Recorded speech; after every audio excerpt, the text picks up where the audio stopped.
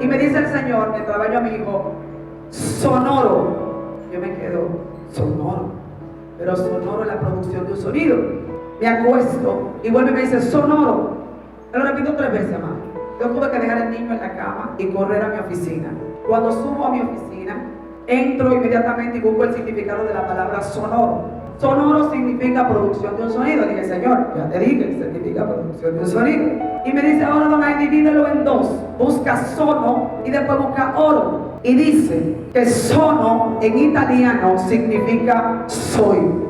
Y que oro, como todos conocemos, es la producción de un material preciado, pero también es el peso principal de una oración. Entonces, sono, soy la oración. Sí. Yo le dije a Moisés que yo soy el que soy. Yo le dije a Moisés que yo soy el sono del sono. Yo soy sono, sonido. Yo soy el sono. Yo soy la oración, oro. Yo soy la oración más pesada, más valiosa que sonó en el universo. Y por el poder del sonido de mi voz, todas las cosas fueron hechas. Quiero que entiendas esto. Ezequiel 28:13 dice que yo creé a un ser con mi sono y le di mi sonido.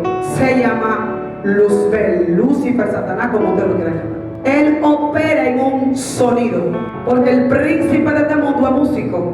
En el huerto de Dios estuviste y los primores de tu creación fueron hechos con tambores y flautas. ¿Y qué hace Dios? Dios esconde su sonido en todo lo creado.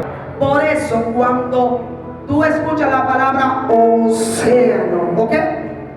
También incluye la palabra sono. Y el océano que tiene el sono de Dios, cuando las olas golpean, te trae paz. ¿Cuántos han escuchado el sonido del mar?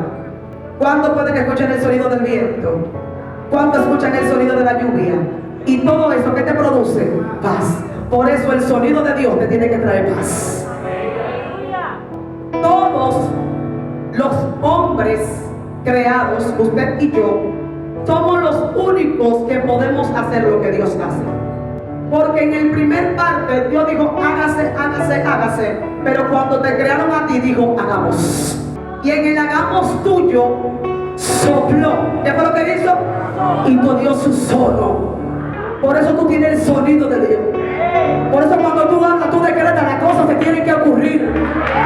Cuando el diablo se acerca a Eva, lo primero que le hace es que le habla, no que le da una seña. Le habla ¿dónde?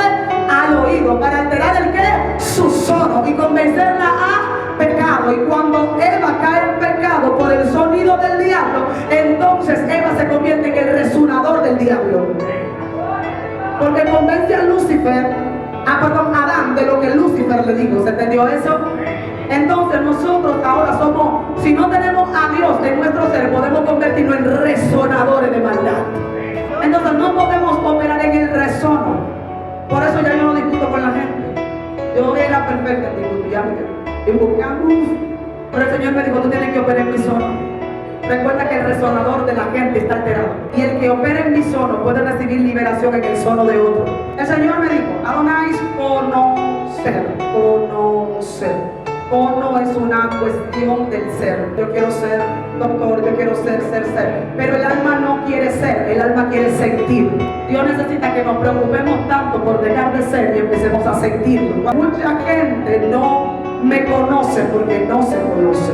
¿Cómo así, Señor? Bueno, a la gente vivir del resonador de otro, quiere vivir aparentando lo que otro quiere que yo sea. Entonces Dios dice, si tú no tienes identidad en tu ser, mucho menos tendrás identidad en tus sentidos. Entonces yo necesito que tú dejes de ser para que empieces a sentir. El amor no razona, porque el amor simplemente quiere que sentir. Por eso Dios no piensa mucho para amarte. Si Dios piensa en todo lo que tú haces, te amaría. Por eso no razona, sino que siente.